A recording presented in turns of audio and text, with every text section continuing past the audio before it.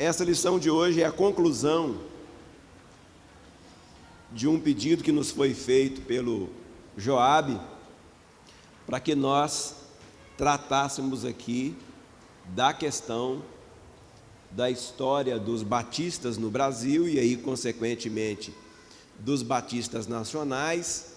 E eu entendi que nós não poderíamos deixar, uma vez que vamos falar de história de Batista Nacional, deixar de falar sobre a nossa declaração de fé. No que consiste a declaração de fé? A declaração de fé consiste em dizer o que é que nós acreditamos. Cada igreja, irmãos, ela tem uma declaração de fé. Não estou falando agora com relação à fé para a salvação, mas a fé no que tange ao entendimento da palavra de Deus. Eu vou citar algumas aqui, vou citar algumas questões aqui de algumas igrejas, algumas denominações, para você se situar de que eu estou falando. A Igreja Assembleia de Deus, ela acredita no que diz respeito aos dons espirituais, que ao batismo no Espírito Santo, a Igreja Assembleia de Deus acredita que a evidência do batismo com o Espírito Santo é falar em línguas. Essa é uma doutrina assembleana. Muitas igrejas pentecostais, como Deus e Amor, e aqui a Assembleia de Deus se divide nesse pormenor, que acreditam que depois que você ora dando graça pelo pão, pelo cálice, o pão vira carne e o suco vira sangue. É assim que as igrejas pentecostais acreditam e parte da Assembleia de Deus também acredita assim. A igreja Deus e Amor, ela prega, e está lá no regimento interno da igreja Deus e Amor, que quando um homem cumprimenta uma mulher pegando na mão, ele já adulterou com ela. Essa é uma crença da igreja Deus e Amor. Não pode cumprimentar nem pegando na mão. Nessa época agora de pandemia facilitou muito para eles. E eu poderia ir citando aqui.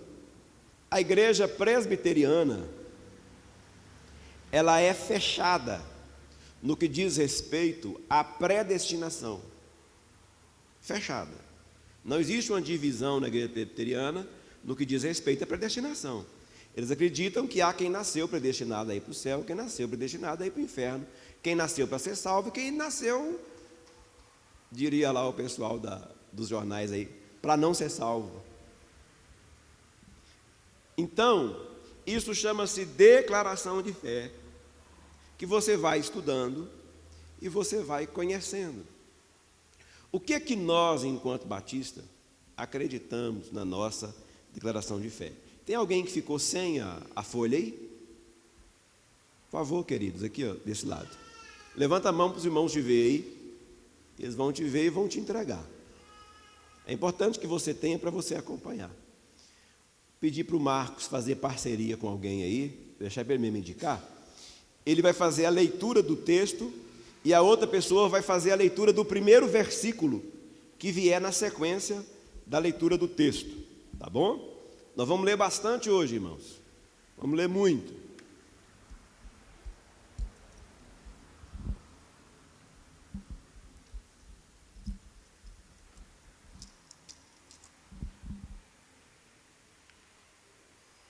Se não ligar, não funciona não, né?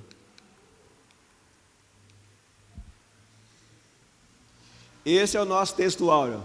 Porque se for da vontade de Deus, é melhor que sofrais por praticardes o que é bom do que praticando o mal. 1 Pedro 3.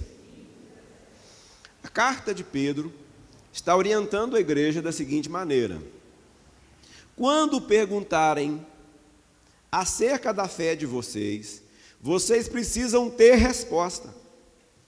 E essa resposta tem que ser dada com mansidão.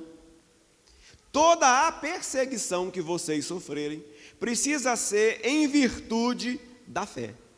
Deixa eu orientar quanto X aqui. Verifique que você está sentado no lugar que tem um X. Se vocês forem da mesma família, não tem problema. Mas se você for de família diferente, é importante que você sente aí com o distanciamento, tá bom? E é importante que você faça uso correto da sua máscara. Então, irmãos, Pedro está dizendo o seguinte: eu não posso, quando alguém me perguntar por que eu creio em Jesus, eu ficar bravo e eu não ter resposta. É isso que Pedro está falando. Eu tenho que ter convicção da minha fé. Aqui, você é crente por quê? Não, porque minha mãe frequenta lá e eu vou junto. Essa resposta é insuficiente. Não, porque eu fui criado na lei crente. Essa resposta também é insuficiente. Aproveito para te dizer que eu nasci na igreja, a primeira igreja batista do bairro Alto, Veracruz, em Belo Horizonte. Pastor Filogromiro e pastor Gedival. Eram os nossos nomes maravilhosos. Eu acho que é daí que eu acabei tendo o nome de Felfino, para ficar parecido. O nome é a altura dos pastores da igreja. Um dia o cara me apresentou na igreja: esse é fel e é fino. Quanto a ser fino, eu vou tolerar. Agora, quanto a ser fel, aí fica mais difícil, né? Mas os colegas fazem com a gente mesmo. Eu nasci na igreja, irmãos, nasci no evangelho, mas aos 12 anos de idade eu tive uma experiência com Cristo. Eu tive um encontro com Cristo aos 12 anos de idade. É totalmente diferente de nascer na igreja.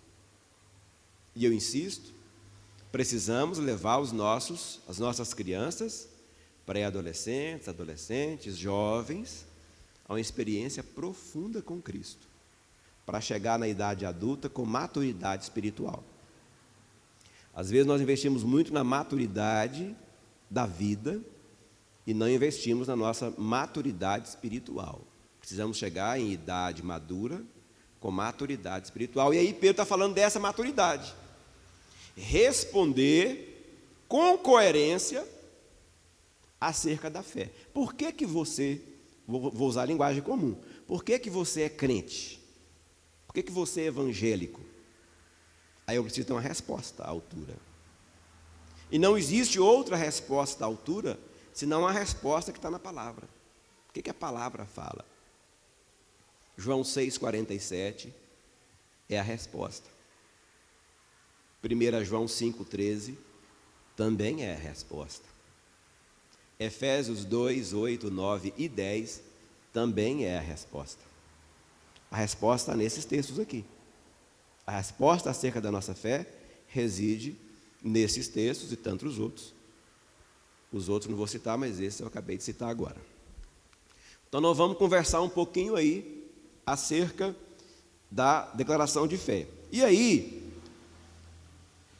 o que nós já falamos em outros momentos, nós não vamos repetir. Mas nós vamos pegar a partir do ponto 4 da sua lição aí, da queda do homem. Como que nós cremos acerca da queda do homem? Vamos lá, pastor Marcos Vieira, pastor do louvor. Da queda do homem. Cremos que o homem foi criado em santidade, sob a lei do seu Criador, mas caiu desse estado santo e feliz por transgressão voluntária, em consequência da qual toda a humanidade tornou-se pecadora, não por constrangimento, mas por livre escolha, sendo por natureza destruída completamente daquela santidade que a lei de Deus requer, e positivamente inclinada à prática do mal, estando sem defesa, sem escusa, condenado com justiça à ruína eterna. Gênesis capítulo 1, verso 27 até o 31.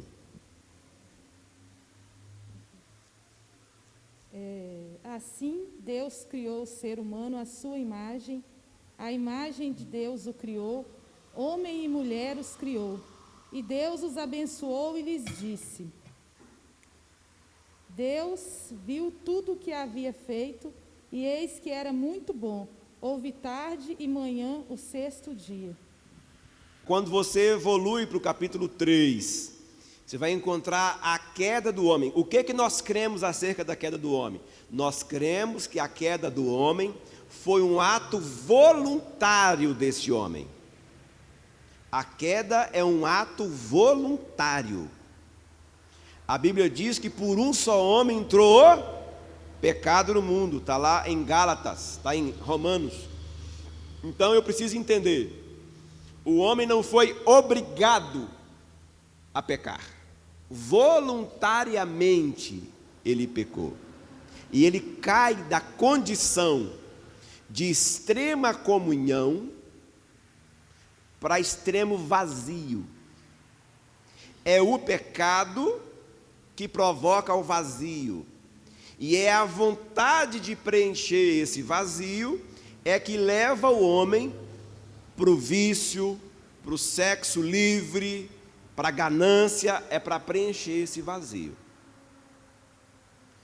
Toda pessoa que tem compulsividade por comprar, ela precisa buscar mais comunhão com Deus. Que essa compulsividade por comprar é a manifestação de um vazio, que só Deus preenche. Posso ouvir um amém? Então, pessoa que está comprando, tem que estar comprando, isso é vazio.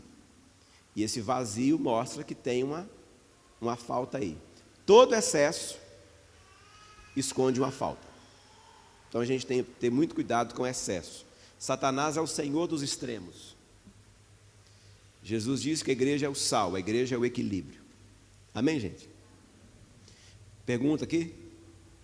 Dúvida? Sobre a queda do homem? Não? Vamos lá.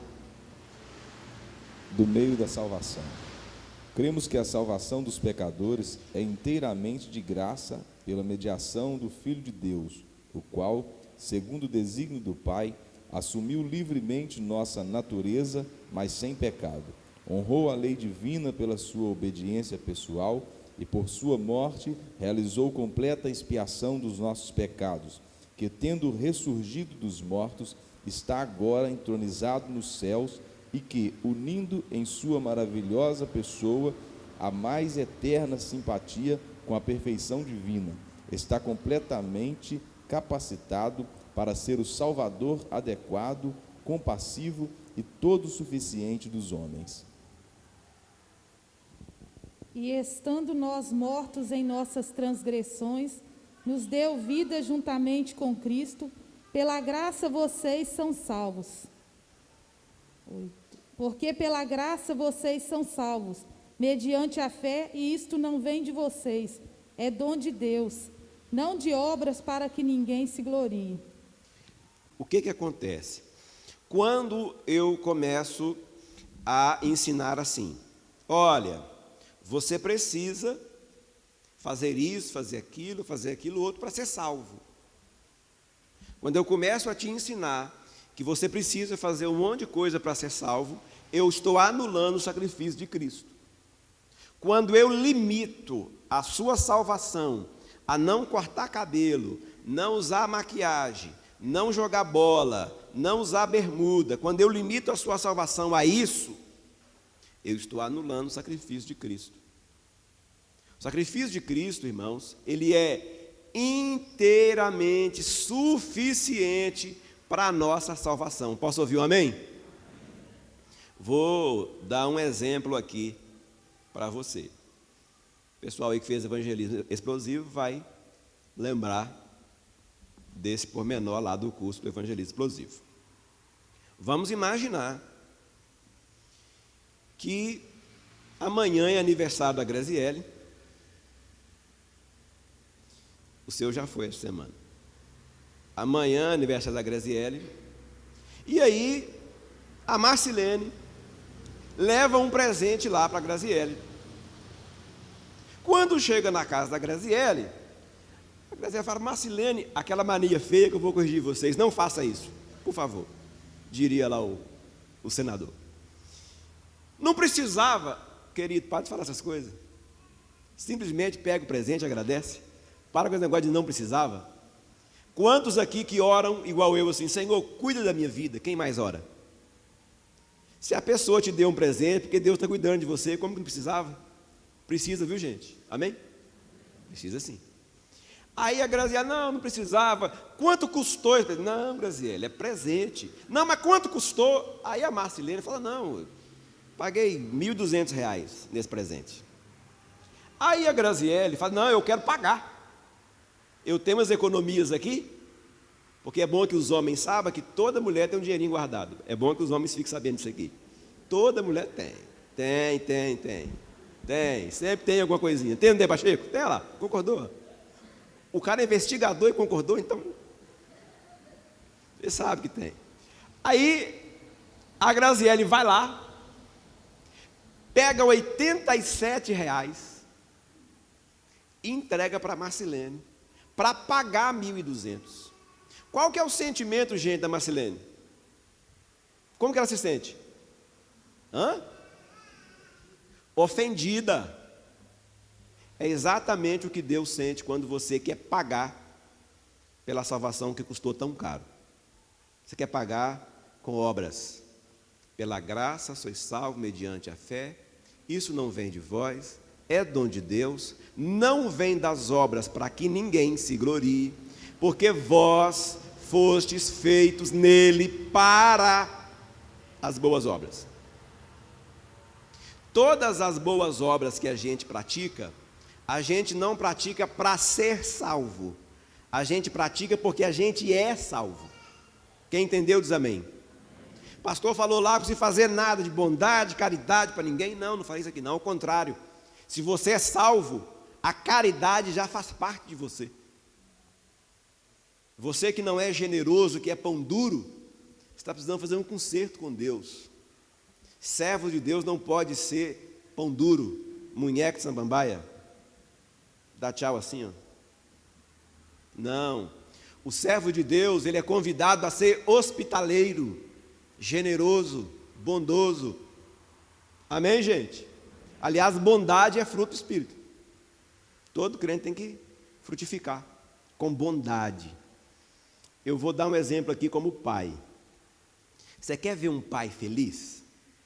Trate bem os filhos dele. Com ele nem se importa. Pode me tratar com casca e tudo. Aliás, irmão, já estou bem acostumado, tá? Pode ficar à vontade. Costa larga. Agora, quando fala dos filhos, aí é diferente. Quem é pai ou mãe aqui? Estou falando mentira? Quando trata o seu filho bem, ganhou seu coração. Deus é a mesma coisa. Quando você trata um filho de Deus bem, você alegra o coração de Deus. Mas não é isso que te salva. Não é obras que te salva.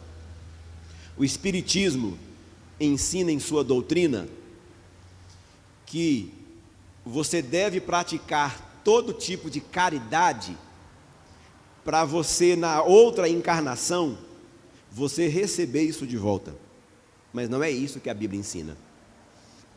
Aliás, sobre encarnação, Hebreus capítulo 9, verso 27, a palavra de Deus diz: ao homem está ordenado morrer uma só vez, vindo depois disso o juízo. Então a reencarnação, ela não existe, ela improcede e não é uma verdade bíblica. Você tem uma vida só para viver, querido. E não é fazer bondade aqui que vai te fazer herdar a vida eterna. Mas você pratica bondade porque você já tem a vida eterna. Posso ouvir um amém? É isso que a Bíblia nos ensina. Alguma pergunta aí sobre o meio de salvação? Então vamos embora. Justificação. Acompanhe aí na sua lição. Da justificação. Só um pouquinho. Voltem-se para mim um pouquinho só. Deixa eu explicar a justificação aqui. Justificação é um termo forense romano que significa o seguinte: a justificação é o que Paulo disse quando ele fala que o Senhor rasgou a cédula da dívida que havia contra nós. Então, justificação é mais que perdão. O perdão significa que você está livre da culpa. A justificação é como se você nem tivesse praticado o ato. Isso é justificação. O Senhor apaga da sua ficha o ato. No perdão, o ato ainda continua lá. Na justificação, até o ato é apagado, é rasgado a cédula que havia contra nós. Quem entendeu isso? Então, perdão é uma coisa, justificação é um pouco mais para frente, avança um pouco mais, é um ato de maior generosidade do que o ato de perdão. Vamos lá. Cremos que a grande bênção do Evangelho, que Cristo assegura que aos que nele creem, é a justificação, que esta inclui o perdão dos pecados e a promessa da vida eterna, baseada nos princípios da justiça, que é conferida não em consideração de quaisquer obras justas que tenhamos feito, mas exclusivamente pela fé no sangue do Redentor, que em virtude dessa fé, a perfeita justiça de Cristo é livremente imputada por Deus, que ela nos leva ao estado da mais abençoada paz e favor com Deus e nos assegura todas as outras bênçãos necessárias para o tempo e a eternidade. Porque todos nós temos recebido da sua plenitude e graça sobre graça. Da gratuidade da salvação. Cremos que as bênçãos da salvação cabem gratuitamente a todos por meio do Evangelho, que é dever imediato de todos aceitá-las com fé obediente, cordial e penitente, e que nada impede a salvação, ainda mesmo do maior pecador da terra, senão sua perversidade inerente à voluntária rejeição do Evangelho, a qual agrava a sua condenação. Todos vocês que têm sede, venham às águas, e vocês que não têm dinheiro, venham, comprem e comam. Sim, venham e comprem, sem dinheiro e sem preço, vinho e leite. Deixa eu ponderar com vocês algumas coisas aqui de forma prática. Existe uma coisa que a gente fala muito, Laís, quando a gente está evangelizando alguém, a gente fala muito isso. Fulano está quase convertendo. Irmãos, não existe isso. A conversão não existe quase. A conversão, irmãos, ela é um ato instantâneo. Agora, existe uma coisa muito negativa e muito comum nos nossos dias. É uma classe chamada amigos do Evangelho. Isso é muito negativo. Eu frequento a igreja, eu gosto da igreja, eu gosto dos irmãos, eu gosto do louvor, eu acho o pastor mais ou menos, mas eu acho que é legal. Mas eu não estou querendo compromisso com Deus agora, não. Esse é amigo do Evangelho. Essa é uma classe muito negativa e que cresce muito a cada dia. Dia desse alguém falou para mim assim: pastor, estou querendo que o senhor ore e jejua, meu favor, porque eu até oro, mas jejuar eu não gosto, não. E outra coisa, eu não gosto de ler Bíblia também, não. Estou te falando porque de vez em quando o senhor manda para mim aqui umas referências bíblicas. Eu não leio Bíblia não, pastor. Eu vou na igreja já é para ouvir, ué, eu vou ficar lendo ainda. Aí a pessoa disse: e outra coisa, eu gosto de ir na igreja, mas também gosto de dançar um forró, tomar uma cervejinha. O senhor acha que tem problema? Olha, a questão aí é simples. Jesus disse: não tem como servir a dois senhores. Aí a pessoa me respondeu: está vendo, eu sou bravo demais. Não, eu sou tranquilo. Só que a Bíblia diz que você não pode comer da mesa de Deus e da mesa dos demônios. Pastor, vamos conversar um outro dia, porque o senhor vai alterando demais. Você está passando mal? Presta atenção, querido. É essa classe de amigos do Evangelho. O indivíduo quer ir para a balada no sábado, para a boate no sábado, vir para a igreja no domingo e tirar o peso da consciência das besteiras, tudo que ele fez na balada do sábado, para segunda-feira iniciar zerado. Aí eu vou dizer: fulano está quase convertendo, todo domingo ele está aqui. Não, não está quase convertendo.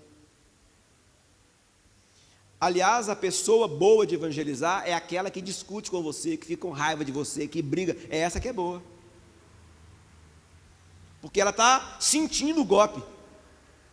Agora, quando a pessoa fica indolente, insensível, aí constituiu-se um grande problema.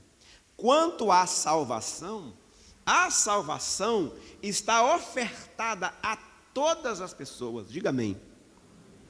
Vamos falar João 3,16 de qual? 1, 2, 3 e...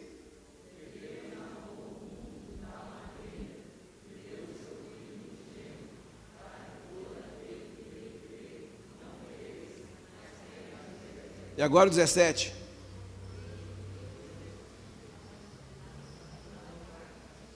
Tá, glória. Maravilha.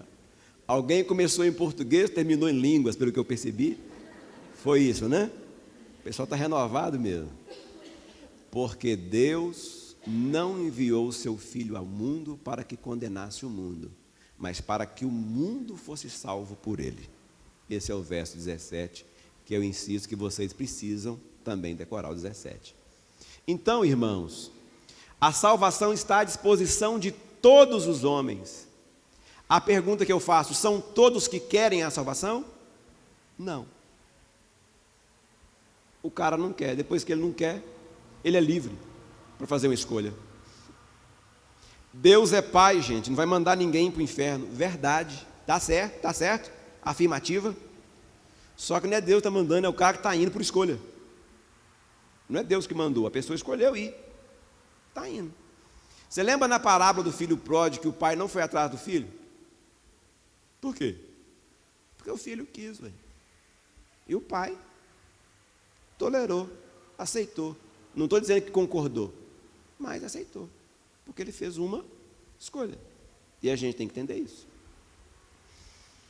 Quanto à gratuidade da salvação, nós não podemos pagar a salvação é de graça para quem recebe, custou muito caro para quem deu, mas é de graça para quem a recebe. Pergunta aí? Posso seguir? Vamos lá. Quando não há perguntas, eu me pergunto. Da graça da regeneração. Vamos lá. Cremos que os pecadores, para serem salvos, precisam ser regenerados, isto é, nascer de novo, que a regeneração consiste na outorga de uma santa disposição à mente, e que isso se efetua pelo poder do Espírito Santo de um modo que transcende a nossa compreensão, em conexidade com a verdade divina, de maneira a assegurar-nos nossa obediência voluntária ao Evangelho, que a evidência da regeneração transparece nos frutos santos do arrependimento e da fé em novidade de vida. Jesus respondeu: em verdade lhe digo que, se alguém não nascer de novo, não pode ver o reino de Deus. O que é nascido da carne é carne, o que é nascido do Espírito é Espírito. Não fique admirado por eu dizer: vocês precisam nascer de novo. Regeneração significa novo nascimento. Agora, irmãos, o novo nascimento, ele vai provocar mudanças internas que vão se manifestar de forma externa. Isso é novo nascimento. Muda aqui dentro. Depois que muda aqui dentro, essa mudança de dentro, ela manifesta aqui fora. Jesus chamou os fariseus de sepulcro caiado. Por fora passou o cal. Está limpinho, está branquinho. Por dentro está podre. Tem carniça. Está fédico. Então a regeneração, ela começa mudando a minha mente. Romanos capítulo 12, verso 1 e 2. Então, há uma transformação na mente. Transformou a mente, transforma o coração, transforma os sentimentos, transforma a vontade. Eu disse aqui algumas oportunidades, vou dizer agora uma vez mais. pessoal que trabalha muito aí a questão da inteligência emocional, precisa explorar isso aqui que eu vou dizer. Deus e Satanás disputam nas pessoas a mesma coisa, a vontade, os pensamentos. Aquele que for dono dos seus pensamentos será dono da sua vontade. Sua cabeça pertence a quem? Quais pensamentos povoam aí a sua mente? O que for dono dos seus pensamentos será dono da sua vontade. Por isso que o texto de Romanos propõe uma transformação pela renovação da mente. Mudou a mente, mudou as emoções, mudou as atitudes. Os atos vão sendo mudados. Aí eu amplio.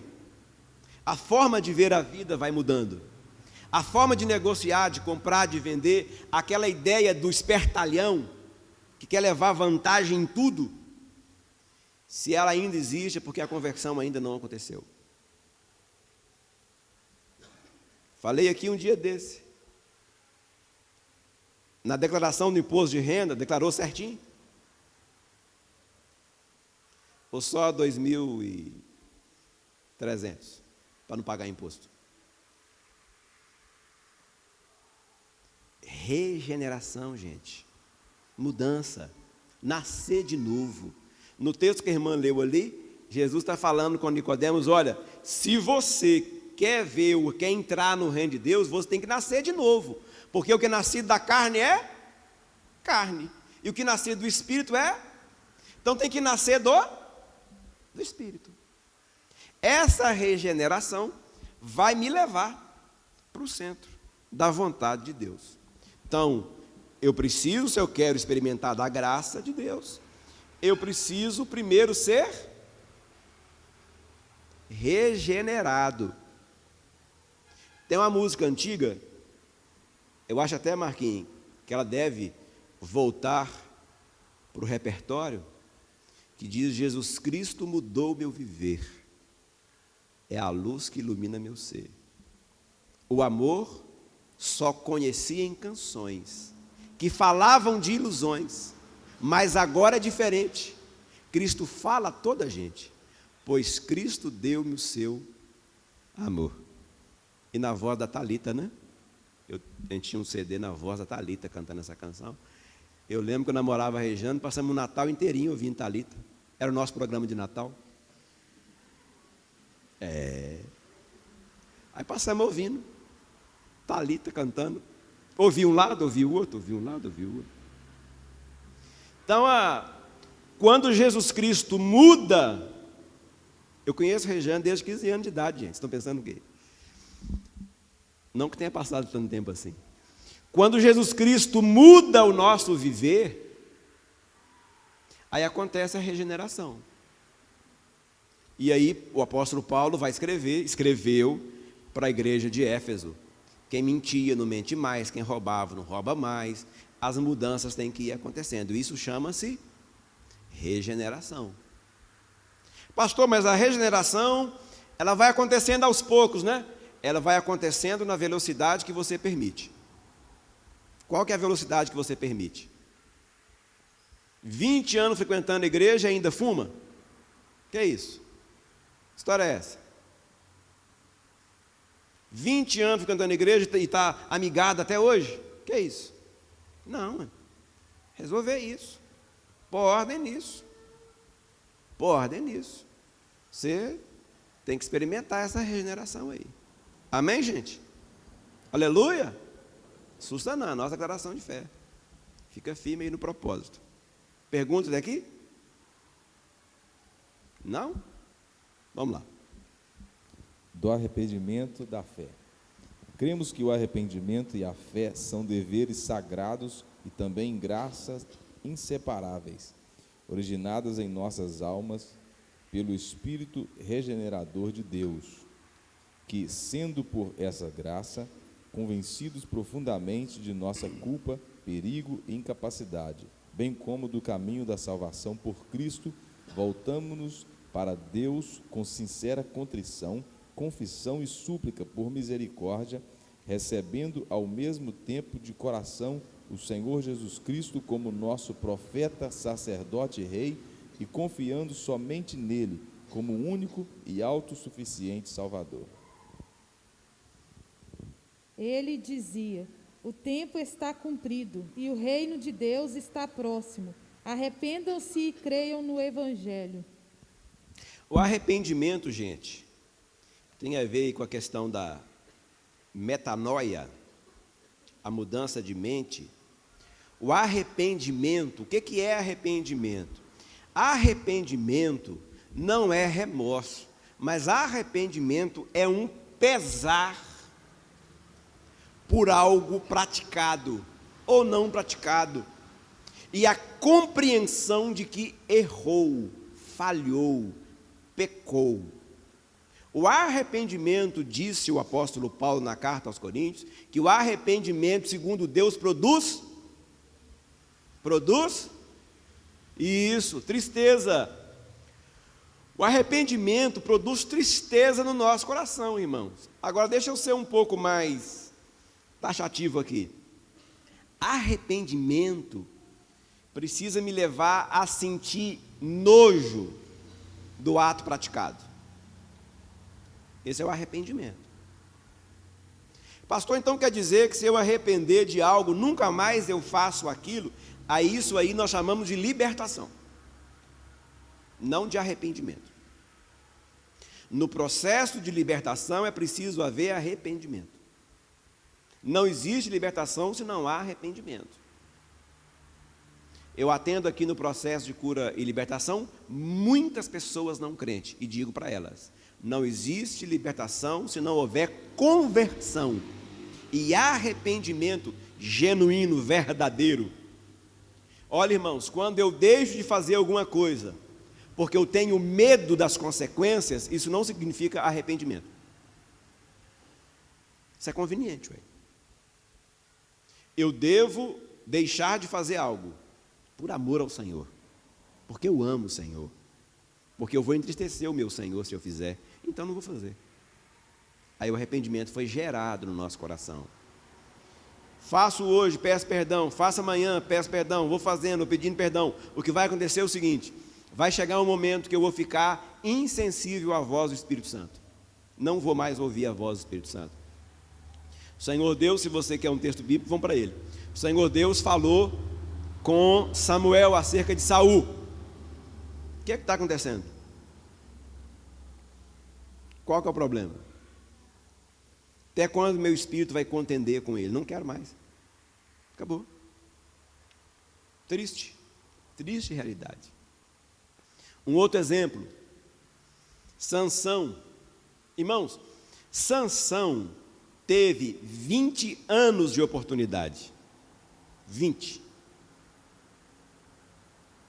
E já disse aqui, repito, para mim, um dos textos mais tristes, se não o mais triste da Bíblia, é o texto que diz que clamou Sansão ao Senhor, porém não sabia que o Espírito de Deus não era mais com ele. Por quê?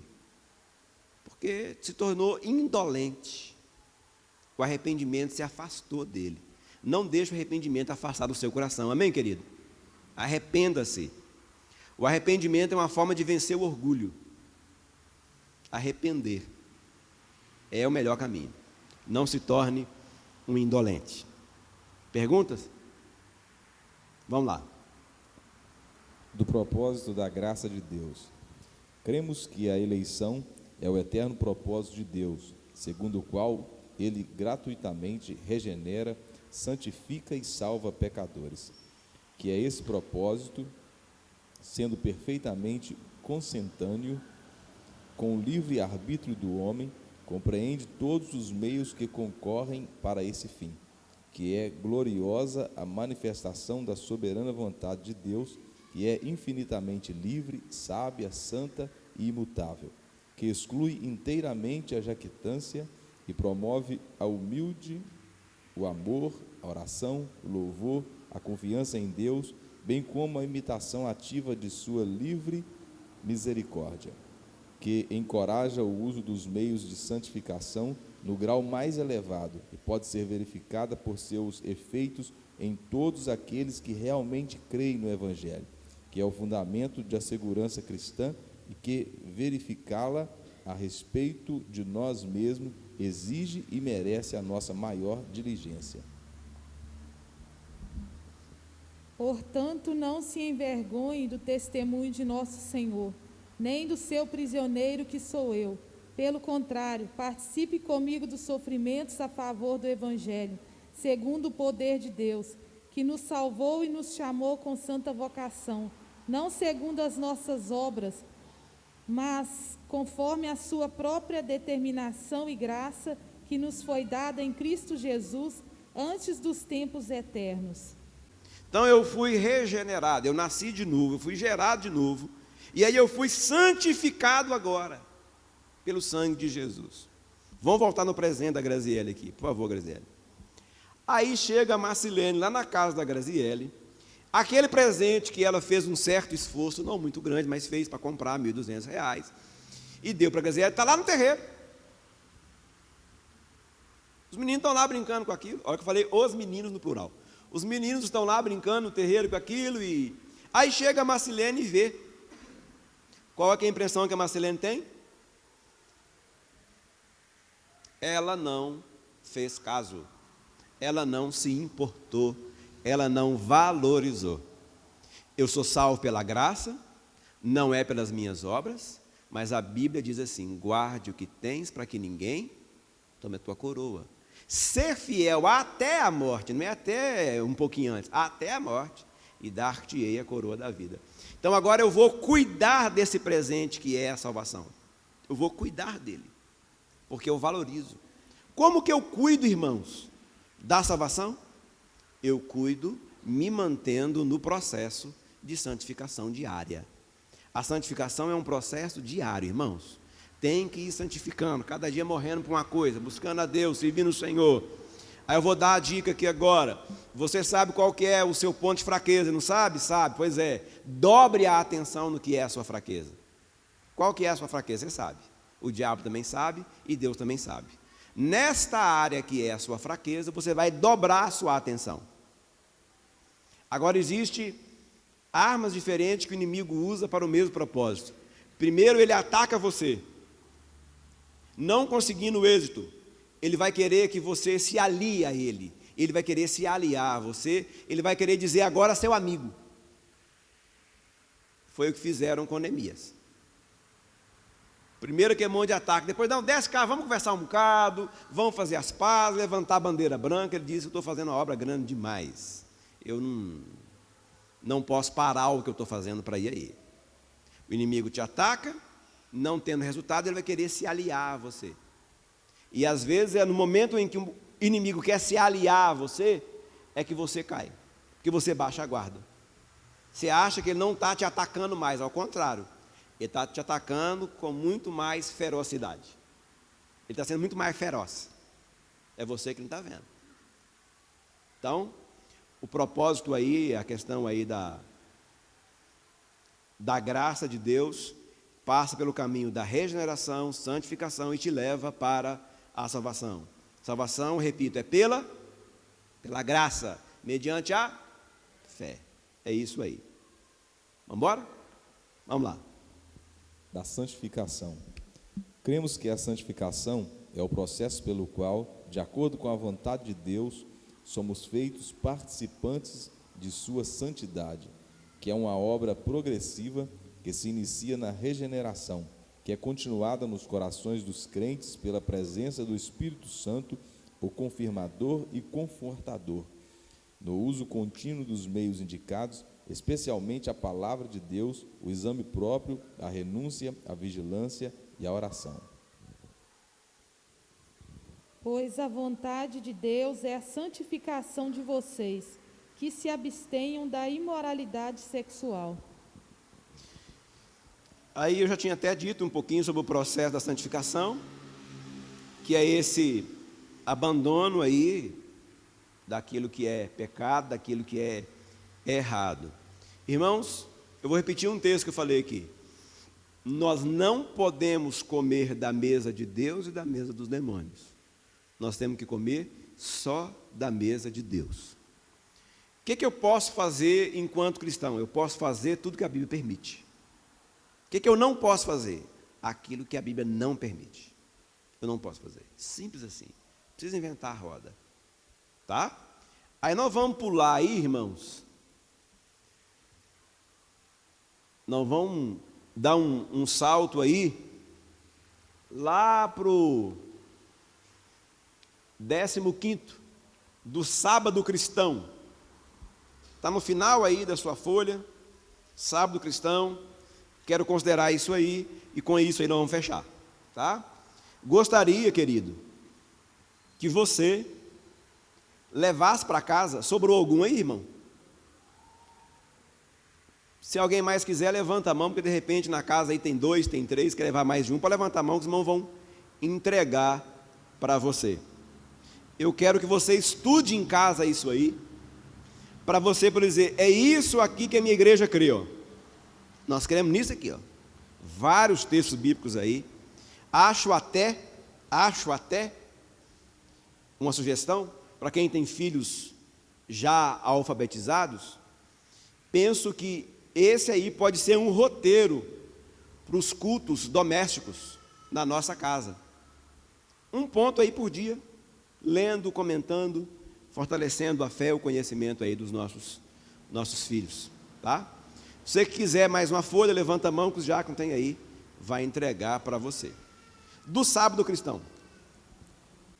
Cremos que o primeiro dia da semana é o dia do Senhor, ou sábado cristão, e que deve ser consagrado a propósitos religiosos, com abstenção de todo trabalho secular e recreação mundanas, e pela observância piedosa de todos os meios de graça, quer privados, quer públicos, e também pela preparação para aquele repouso que resta para o povo de Deus.